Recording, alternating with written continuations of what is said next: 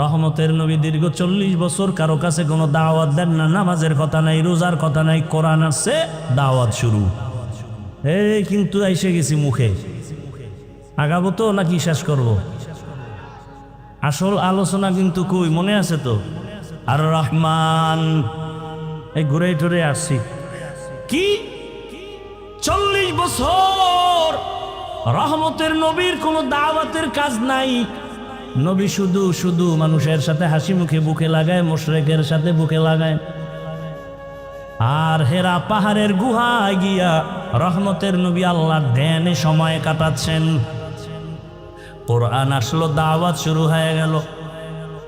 ইয়া আইয়ুহান নাস কুলু লা ইলাহা ইল্লাল্লাহু তুফলিহুন মান ক্বালা লা ইলাহা ইল্লাল্লাহ ফাদাখালাল জান্নাহ। নবী বলে এক আল্লাহর ইবাদত করো, এক আল্লাহর ইবাদত করো, এক আল্লাহর ইবাদত করো। দাওয়াত চলতেছে চলতেছে চলতেছে, কেউ দেখেই কালেমা পড়ে, কেউ আর বাঁকা হয়ে যায়। রহমতের নবী কিছুদিন পরে আবার বলে তোমরা রহমানের ইবাদত করো। কার? মুশরিকরা এত বড় নষ্ট, শুধু শুধু রসুলকে কষ্ট দেওয়ার জন্য বাজে প্রশ্ন করতে লাগে না, এরপরও প্রশ্ন করত। নবীজিরে প্রশ্ন করে তুমি এক আল্লাহর কইলে এতদিন এক আল্লাহ, তুমি আল্লাহ কি দুইজন? কেন? একবার বললা আল্লাহর, একবার বলো রহমান, কেন একজনই? কথা এতদিন বলছে এক আল্লাহর ইবাদত করবো, এখন কেন বলো আবার রহমানের ইবাদত করবো? তো বলো মানির রহমান, রহমানকে। নবী চুপ হয়ে গেলেন, একটু অপেক্ষা করো। আল্লাহ কয় জিবরাইল জলদি করে যাও, বেঈমান মুশরিকরা প্রশ্ন করে ফেলছে, জবাব নিয়ে যাও। আমি রহমানকে তার প্রশ্নের জবাব নিয়ে সূরাতুর রহমান শোনায়া দাও। আর রহমান আল্লামাল কুরআন খালাকাল ইনসান। এবার খেয়াল করেন, আলোচনার শেষের দিকে শুধু এটার ব্যাখ্যা দিয়ে ইতি টানব। রহমানের পরিচয় দিয়ে আল্লাহ আয়াত নাজিল করলেন, অর্থটা খেয়াল করেন তো। আর রহমান আল্লামাল কোরআন খালাকাল ইনসান। রহমান হলেন তিনি, কোরআন শিক্ষা দিলেন যিনি। রহমান হলেন তিনি, মানুষ সৃষ্টি করলেন যিনি। এবার প্যাস লাগছেনি, ও আল্লাহ দুনিয়াতে সৃষ্টি হইলাম আগে, বড় হইয়া তারপরে কোরআন শিখছি। আল্লাহ কয় না না, আমি সৃষ্টি আগে করি নাই, আগে আমি কোরআন শিখাইছি, তারপরে মানুষ বানাইছি। ও আল্লাহ 100% সত্য, ওভার 100 সত্য। আগে আমরা কোরআন শিখি নাই, আগে তুমি মানুষ বানাইছো, এরপরে দুনিয়াতে আইসা বড় হইয়া কোরআন শিখছি। তুমি পুরাটা উল্টা বললা কেন? আমরা আগে সৃষ্টি হয়েছি না, পরে কোরআন শিখছি। আল্লাহ কয় না না, আমি আগে কোরআন শিখাইছি, তারপরে মানুষ বানাইছি। আল্লাহ উল্টা বললেন কেন? মুফাসসিরিনে কেরাম বলেন আল্লাহ তাই ঠিক, আমি বুঝি না কেন আমার মেমোরির জিবি কম। মেমোরির জিবি কি কম? মেমোরির সাইজ ডিজাইন সব এক, ভিতরের কারবার কথা বুঝেন না? 1 GB 2 GB 3 GB 4 GB 5 GB আছে না নাই? কালার ডিজাইন সব এক, ভেতরের কারবার আলাদা। 1 GB ওয়ালা 4 GBর কিছু যদি নিজের মধ্যে নিতে চায় পারবে? শেষ সময় হ্যাং হয়ে যাবে। আল্লাহ বলছেন সঠিক, কিন্তু আমি দেখি উল্টা কেন বলে আমার জীবিকা। যাদের জীবী একটু বেশি তারা ব্যাখ্যা দিয়ে গেছেন, তারা মুজতাহিদ ইমাম ব্যাখ্যা দিয়ে গেলেন আল্লাহটাই ঠিক। ফাইলুল হাকিম লা ইয়াখলু আনিল হিকমাহ, হাকিমের কোনো কাজ হিকমত থেকে খালি না। এবার আল্লাহ বলছেন, মুফাসসিরিনে কেরাম বলেন আল্লাহ যে বলছেন আমি আগে কোরআন শিখাইছি তারপরে মানুষ বানাইছি, এটা কোন মানুষ? যারা বিনা হিসাবে জান্নাতে যাবে সেই মানুষ। যারা আমরা যাবো না, আমরা মানুষ না, কেন তোরা মানুষ না? বুজুর্গ বলতেছেন মাওলানা হওয়া সহজ, পীর হওয়া সহজ, ডাক্তার হওয়া সহজ, মানুষ হওয়া বড় কঠিন। गर्भ सूरत आदमी इंसाबुदे अहमद अबू जाहलो हामेक साबुदे आदमीरा आदमियत लाज़िमास औदेरागर बुना बशद ही जमास। মানুষ বড় কি বড়ই কঠিন। আরে তুমি বাঘরে ভয় পাইতেছ, আর যারা আসল মানুষ এদেরকে বাঘে ভয় করে। উজানির জমিনে ঘুমন্ত ওলিয়ে কামেল, নোয়াখালীর জমিনে বাবায় টাকার বালিশ বানাইয়া ঘুমায়, আর সে বাবার টাকা বাদ দিয়া উজানির কারি ইব্রাহিম চলে গেলেন দেওবন্দ লেখাপড়া করার জন্য ভারতে। মাওলানা হলেন, জগৎ বিখ্যাত 7 কেরাতের কারি হলেন। বাইতুল্লাহে লেখাপড়া শেষ করে গঙ্গুহি দরবারে গেলেন, তাওয়াজ্জু নিলেন, সবক নিলেন, খেলাফতের জিম্মাদারি পেলেন। বাইতুল্লাহে গিয়া কোরআনের তেলাওয়াতের এমন আওয়াজ, মক্কার মানুষ আশেক হয়ে গেল। ইমামতিতে তারে রেখে দিলেন। এক পর্যায়ে সৌদির মেয়ে তার হাতে বিয়া দিলেন, শর্ত মেয়েটাকে বাংলাদেশে নেওয়া যাবে না। রশিদ আহমদ গঙ্গুহি চিঠি লেখলেন, এই ইব্রাহিম, বাংলাদেশে যাইয়া কালেমার খেদমত করো। এবার জিগায় বিবি, আমি তো যাব, চিঠি আসছে, তুমি কি করবা? খায় আমিও যাব।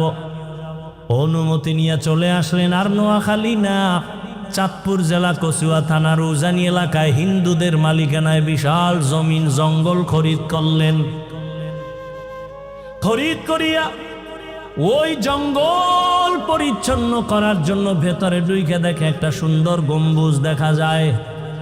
গম্বুজের ভেতরে একটা বাঘ তার বাচ্চাকে দুধ পান করায়। কারি ইব্রাহিম কয়, রে বাঘ বনিয়াদ মারছে, তুমি তোমার গন্তব্যে চলে যাও। কুমিল্লা জেলার মধ্যে একটা থানা আছে লালমাই থানা, ওই লালমাই একটা পাহাড় আছে লালমাই পাহাড়। বাঘ ইব্রাহিমের কথা শুই না বাচ্চা কাঁধের মধ্যে নিয়ে লালমাই পাহাড়ে চলে গেল। তুমি বাঘরে ডরাও, আর আসল মানুষ যারা এদেরকে বাঘে ডরায়। ব্যবধান আছে না নাই? তুমি সাপকে ভয় করো, আর যারা মানুষ এদেরকে সাপ ভয় করে। তুমি টাকাওয়ালা অস্ত্রধারীকে ভয় করো, আর যারা খাঁটি মানুষ এদেরকে সব সন্ত্রাসীরা ভয় করে। তুমি ভেবে প্রশ্ন করো, বাঘ বাচ্চা কাঁদে নিয়ে গেল, ইব্রাহিমের কথা হইল। কাছে থাকলে কানে ধরে জিগিতাম, হইল কিনে দিগা। তবে পারলাম না, তবে বুঝাই গেলাম। শুনো, গ্রাম এলাকায় গরু দিয়া হাল চাষ করেনি? করে। কারা? সব মেট্রিক পাস। বলেন, সমাজের একেবারে দুর্বল মানুষ, অশিক্ষিত মানুষ, মূর্খ মানুষ, চাষি, তাই তো? সত্য কথা স্বীকার করেন। এই যে একজন দুর্বল মূর্খ চাষি গরু নিয়ে হাল চাষ করে, যখন গরুরে বলে গরু দাঁড়া, দাঁড়ায়নি। বলেন বলেন, গরুরে যদি বলে ডাইনে যা, যায়নি, বামে যা, যায়নি। ওই যে শুরুতে বলছিলাম দেখতে নারী। একটা মূর্খ ব্যক্তি নামাজ নাই, বিড়ি টানে, রোজা নাই, এর কথা যদি গরু শুনে, তো আল্লাহর প্রিয় বান্দা ইব্রাহিমের কথা বাঘ শুনবে না কেন?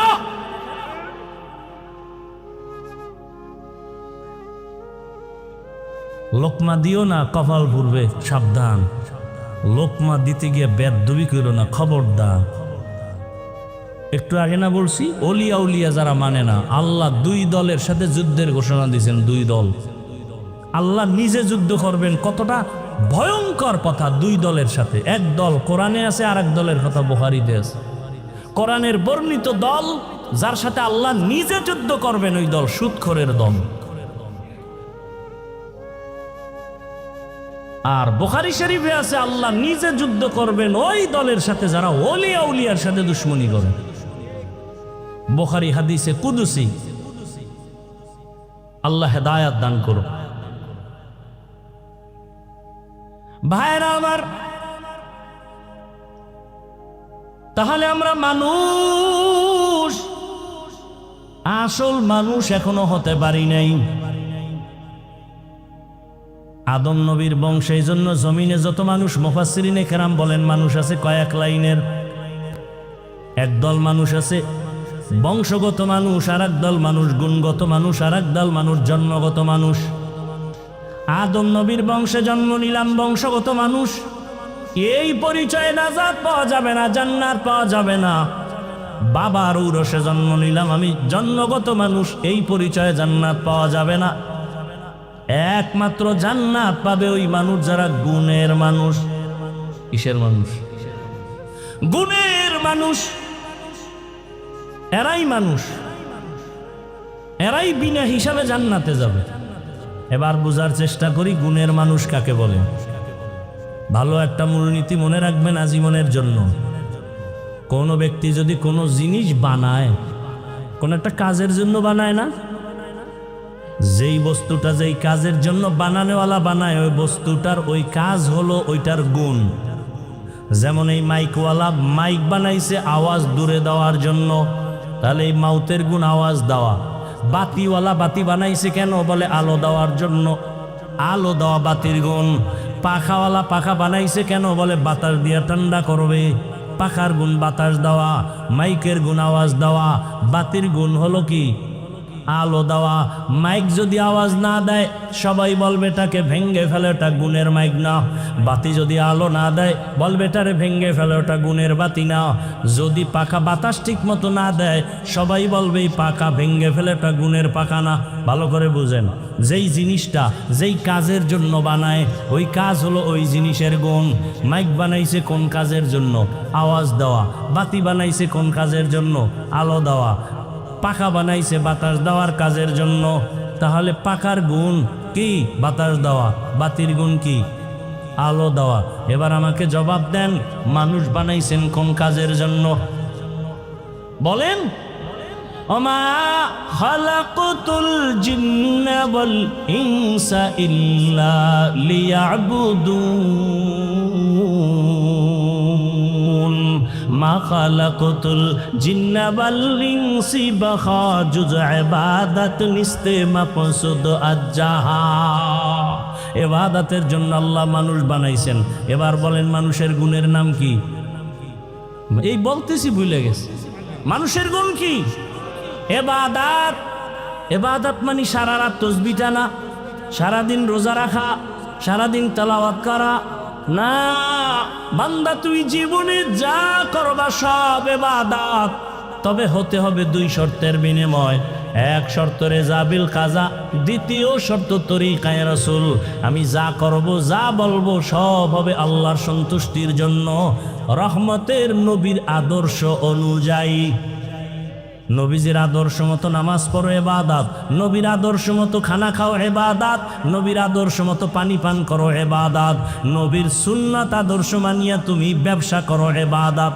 এই যে এক বোতল পানি স্টেজে, আপনিও পানি পান করবেন, আমিও করব পিপাসা নিবারণের জন্য।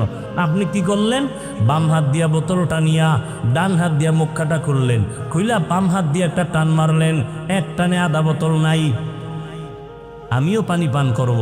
আমি ডান হাতে বোতল নিয়া বাম হাত দিয়া মুখা খুলব, এরপরে ডান হাত দিয়া পানি পান করব, পুরা বোতলের পানি পান করব।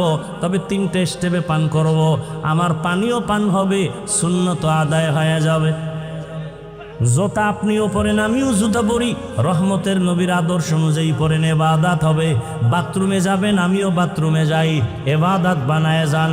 বাথরুমে যাবেন, নবীজি বলেন খালি মাথায় যাইও না, খালি পায়ে যাইও না, বাম পা দিয়া ঢুকো, ডান পা দিয়া বের হও। বাথরুমে গিয়া বাম পায়ের উপরে ভর করে বসবা সুন্নত। বাম পায়ের উপরে ভর করিয়া হাঁটুর উপরে কাপড় উঠানো যাবে না, হাঁটু ঢেকে বসবে, এটা সুন্নত। খালি মাথায় যাবা না, কারণ পুরা বাড়ির বাথরুমের মধ্যে থাকে জিন শয়তানের আড্ডা। ওখান থেকেই কিন্তু সবাই বিপদগ্রস্ত হয়ে যায়, অনেক অ্যাক্সিডেন্ট হয়ে যায়।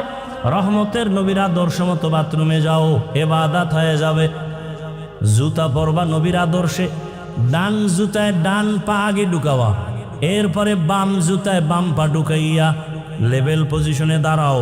এবার যখন তুমি কদম দিবা, নবীর সুন্নাত হলো ডান পা দিয়া কদম শুরু করো, এটা সুন্নাত। ঘর থেকে বের হও ডান পা দিয়া সুন্নাত, আবার ঘরের মধ্যে ঢুকো ডান পা দিয়া সুন্নাত। ডান ডান সব হেমান কেন? একটা উসুল কি কয়, ভালো কাজ হবে ডান দিক থেকে। অনেকের কাছে বিড়ি টানা ভালো কাজ, যেন ডান হাতে টানে, আর চা টানে বাম হাতে। কথা ঠিক নেই। রহমতের নবীর আদর্শ ছাড়া কোনো ইবাদত হবে না। যা করো সব, আর রসুল এমন কোনো কাজ নাই যা শিখায় যান না। আর রসুলের আদর্শ বাদ দিয়ে যদি কেউ নামাজও পড়ে, ইবাদত হবে না। রোজাও রাখে, ইবাদত হবে না। যেমন একজনে 30 রোজা রাখতে রাখতে খুব আবেগ বাইরে গেছে, ঈদের দিনও রোজা রাখি, সব হবে কেন? রসুলের আদর্শে নাই। রাতে আপনি ঘুমাবেন, ইবাদত। রহমতের নবী বলেন, কেউ যদি এশার নামাজ পড়ে ঘুমায়, আবার ঘুম থেকে উঠা ফজরের নামাজ আদায় করে, ঘুমাইয়া যেই সময়টা ব্যয় করবে, ওই সময়টাও নেকের পাল্লায় ওজন করা হবে। রহমতের নবীর ইবাদত, আদর্শ মেনে ইবাদত করো। এইবার ভালো করে বুঝেন, মানুষের গুণ হলো ইবাদত করা। ইবাদত মন করা হবে না নবীর তরিকায়? নবীজির তরিকা কি ঘুমাইয়া পাবেন? নবীর তরিকা নিয়ম আছে কোরআন হাদিসে। কথা ঠিক। কোরআন হাদিস তো আপনি বুঝেন না। কোরআন হাদিস বুঝার জন্য লাগবে ওলামায়ে কেরাম। সহজ, ওলামায়ে কেরামের কাছে গিয়া কোরআন হাদিস বুঝা ইবাদতের নিয়ম যাই না। ইবাদত করলে আপনি হবেন গুণের মানুষ। এদিকে ইঙ্গিত করে আমার আল্লাহ বলেন, আর রহমান আল্লামাল কুরআন খালাকাল ইনসান। আমি আগে কোরআন শিখাইছি, তারপরে মানুষ বানাইছি। অর্থাৎ গুণের মানুষ হইতে হলে লাগবে ইবাদত, ইবাদত জানতে হলে লাগবে কোরআন, কোরআন বুঝতে হলে লাগবে উলামায়ে কেরাম। এক কথায় জবাব, উলামায়ে কেরামের সোহবত ছাড়া মানুষ হওয়া যাবে না। আউলিয়ারা কার উকবা ইখতিয়ার, জাহেলারা কার দুনিয়া ইখতিয়ার। আসল মানুষ উলামায়ে কেরাম বানান, এর কারিগর হলো মাদ্রাসার ভেতরে কোরআনের সোয়াবাইয়া। ও আমার যুবক বাবারা, তার মানে এটা না যে মাদ্রাসা ছাড়া আর কোনো পড়ার গতি নাই। আমি যে এতক্ষণ বয়ান করলাম, জীবনে কোনো দিন বলি নাই আরে ভাই সবাই আমার মতো পাস করলি লাগাও। আমি কওমি মাদ্রাসায় পড়েছি, তুমিও কওমিতে যাও, একবারও বলি নাই। স্কুলে পড়ো বন্ধ করো, তাও বলি নাই। আমি তাবলিগের লাইনের সন্তান, তুমি তাবলিগে যাও, তাও বলি নাই। আমি পীরের মুরিদ, তুমি পীরের কাছে যাও, তাও বলি নাই। বরং আমি জেনারেল লাইনের আমার কলিজার যুবকদের বলে যাই, ও বরগুনা জেলার যুবক বাবারা, কলিজা ভরে দোয়া করে গেলাম, এখানে হাজারো বান্দার দোয়া কবুল হবে। তুমি স্কুলে পড়ো, দোয়া করে গেলাম, স্কুল সারিও না। কলেজে পড়ো, কলেজ সারিও না। তুমি ডাক্তার হও, ইঞ্জিনিয়ার হও, প্রফেসর হও, সাংবাদিক হও, ওকিল হও, এসপিডিসি ওসি হও, তুমি একজন এমপি মন্ত্রী হও, তবে দাবি আমার বাবা বেয়াদব হইও না। বলবা হাফিজ ভাই এতক্ষণ বয়ান করলেন, ডাক্তার হব ধন্যবাদ, ইঞ্জিনিয়ার হব ধন্যবাদ, বেয়াদব হব না, তার মানেটা কি? তার মানে হলো 3টা জায়গায় বেয়াদবি করবা না। খোদার কসম, যদি বেয়াদবি করো মরার আগে পঙ্গু হয়ে যাবা। 1 নম্বরে মা বাবার সাথে বেয়াদবি করবা না, জীবন ধ্বংস হয়ে যাবে। 2 শিক্ষকের সাথে বেয়াদবি করবা না, জীবন ধ্বংস হয়ে যাবে। 3 ওলামায়ে কেরাম মুরব্বির সাথে বেয়াদবি করবা না। ভালো করে শুনো রে যুবক, আমি হাফিজুর রহমান, এই চেয়ারে বসার খোদার কসম কোনো যোগ্যতা নাই। আমার মা বাবার চোখের পানি আর আমার মুরব্বীদের দোয়া। তবে বয়ান যে করতেছে, আমার আম্মা আমারে ধরে ধরে বয়ান শিখান নাই, আমার আব্বা জান আমাকে জীবনে বয়ান শিখান নাই। আমাকে এখানে বসাইছেন আমার মা বাবার চোখের পানি, কিন্তু বয়ান করাইতেছেন আমার ওস্তাদের মেহনত। আমার ওস্তাদরা ধরে ধরে আমাকে বয়ান শিখাইছেন, কথা শিখাইছেন, আমাকে দস্তখত দেওয়া শিখাইছেন। মা বাবার অবদান একদিকে, ওস্তাদের অবদান আছে আর একদিকে। এবার বয়ানও শিখে ফেলছি, কিন্তু বয়ানের মধ্যে রুহু নাই, বয়ান চলে, মানুষের চোখে বাণী নাই, নিজের মধ্যে ইখলাস নাই। এটা আনার জন্য লাগবে আল্লাহ ওয়ালাদের নেক নজর। এই জন্য বলেছি, এটাও শুনে রাখো, জীবনে কোনো মা বাবা সন্তানের জন্য বরদোয়া করে না, কোনো শিক্ষক ছাত্রকে বরদোয়া করে না, কোনো আলেম উম্মতকে বরদোয়া দেয় না। তবে বরদোয়াটা অন্তর থেকে মাঝে মাঝে এসে যায়। যদি মাকে বাবাকে কষ্ট দাও, আর মা বাবায় যদি কষ্ট পায়, বলে আহ এটাই তোর জীবন ধ্বংসের কাল হয়ে যাবে। শিক্ষক কষ্ট পেয়ে যদি বলে আহ নিঃশ্বাসটা ছেড়ে দিবে, তোর কপাল পুড়ে যাবে। রাস্তাঘাটে সারাদিন রাত চরি 12 মাস, রাস্তায় অনেক পাগল দেখি, ল্যাংটা পাগল। আশ্চর্যরা ইংলিশে কথা বলে, আরবিতে কথা বলে। চিন্তা করলাম, রাস্তার ল্যাংটা পাগলে কেন ইংলিশে কথা বলে, রাস্তার ল্যাংটা পাগল কেন আরবি কথা বলে। হিসাবটা মিলাইয়া দেখলাম, পাগল হইয়া ইংলিশ শিখে নাই, আরবি শিখে নাই। মা বাবা বা শিক্ষক না আলেমের সাথে বেয়াদবি করে রাস্তার পাগল হয়ে গেছি। লিকুল্লি শাইইন জিনাতুন ফিল ওয়ারা ওয়া জিনাতুল মারই তামামুল আদাবি আজ খোদা হি মে তৌফিক আদব বেআদব মাহরুম গাশত আজ ফজলে রা। ও আমার কলিজার যুবক বাবারা, মা বাবার দোয়া ছাড়া জীবনে সফলতা আসবে না, খোদার কসম। বেয়াদবি কইরা যদি ডাক্তার হও, তাসলিমার মতো জুতা খায়া দেশ থেকে পালাতে হবে। আর যদি আদোবালা ডাক্তার হও, শুধু বরগুনা না, গোটা বাংলাদেশের মানুষ মাথায় নিয়ে সম্মান করবে। এটা দোয়া ছাড়া হয় না। জীবনে তোমার 3টা জায়গার দোয়া জীবনের খুব পুঁজি সফলতার: মা বাবার দোয়া, শিক্ষকের দোয়া, উলামায়ে কেরামের দোয়া। এজন্য অনুরোধ করে বলি রে বাবা, স্কুলে পড়ো, কলেজে পড়ো, চাকরি করো, ব্যবসা করো, ডাক্তার হও, ইঞ্জিনিয়ার হও, বেয়াদব হইও না। ও যুবক বাবা, এবার বাস্তবে একটু উদাহরণটা দেই।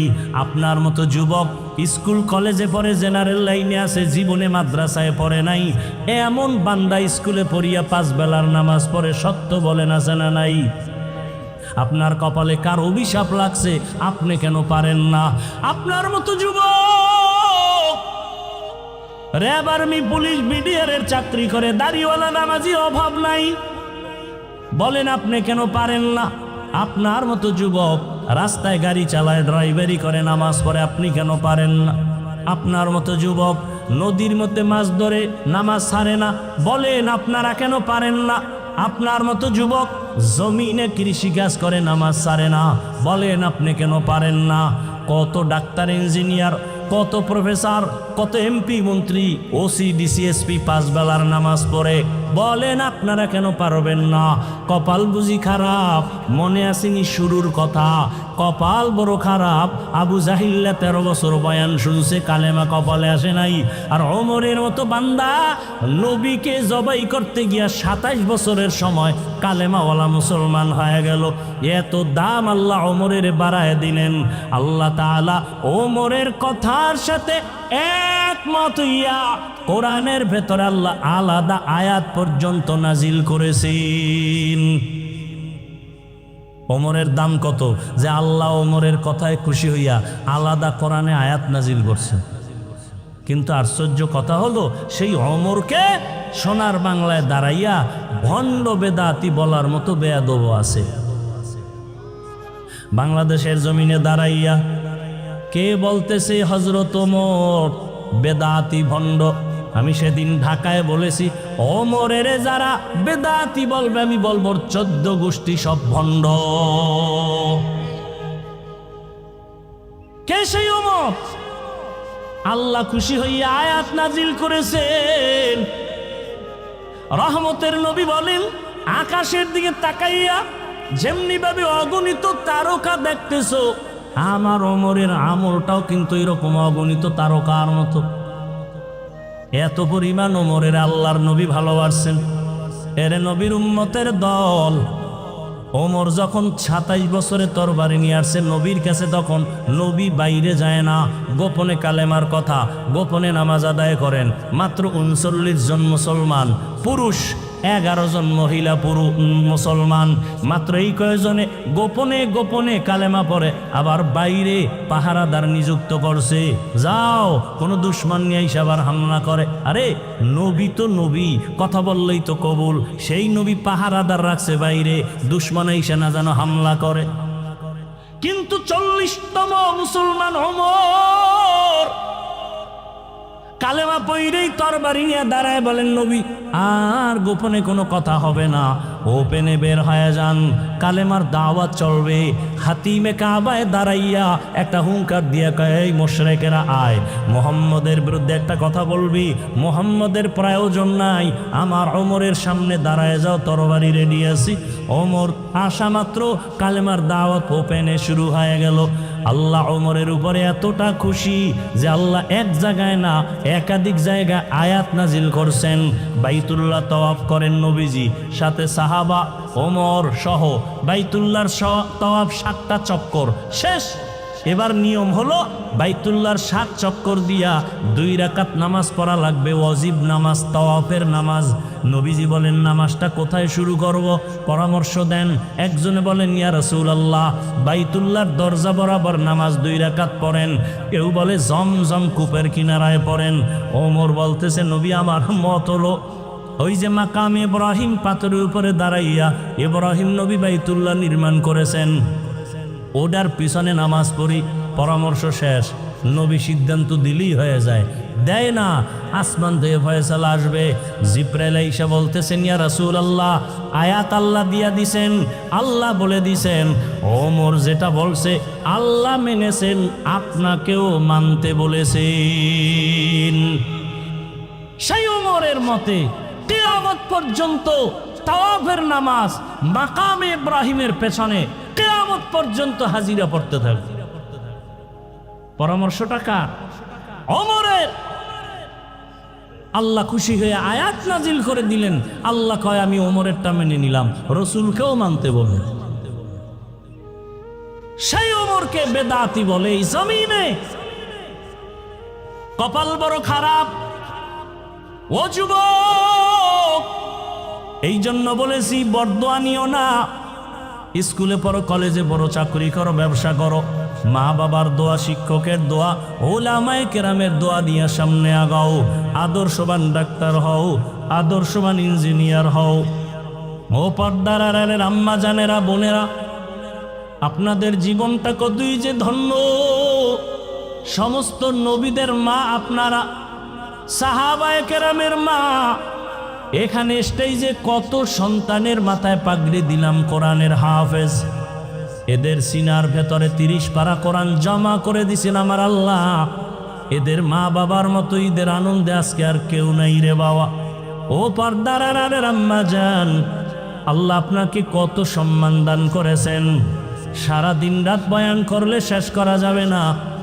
এই জমিনে যত ভালো ভালো সন্তান আছে আপনাদের অবদানের কারণে। দুনিয়াতে ভালো যত সন্তান আপনাদের কারণে। এরে আম্মা জান, আপনার মতো কত মা এখনো আছে, পর্দা করে, স্বামীর মাল হেফাজত করে, মোবাইলে সময় নষ্ট করে না। আপনারা কেন পারবেন না রে মা? এখনো সময় আছে, তওবা করেন। আপনার মতো মায়ের গর্ভ থেকেই তো খাজা মঈনুদ্দিন চিশতি আজমিরি আসছেন। আজমিরি রহমাতুল্লাহ আলাইহি বলেন, আমি মদিনাতুল মুনাওয়ারা থেকে ভারতে আসছি কালেমার দাওয়াত নিয়া। আমার হাতে লক্ষ লক্ষ বিধর্মী মুসলমান হয়ে গেল। আমি একদিন মায়ের কাছে আনন্দ প্রকাশ করলাম। আম্মা জান কয়, রে মঈনুদ্দিন এত আনন্দ কেন করো? লক্ষ লক্ষ বিধর্মী আমার হাতে কালেমাওয়ালা হয়েছে। মা ডাক দিয়ে কয়, রে মঈনুদ্দিন এই অবদান তোমার না, আমি মায়ের অবদান। মঈনুদ্দিন বলেন, আম্মা জান আপনার অবদানটা কি? মঈনুদ্দিনের মা চোখের পানি ছেড়ে কান্না শুরু করলে। চোখের পানি ছেড়ে বলে, রে বাবা মঈনুদ্দিন, তুই আমার গর্ভে যখন আসছ, আল্লাহর কসম আমি এক রাত ঘুমাই নাই।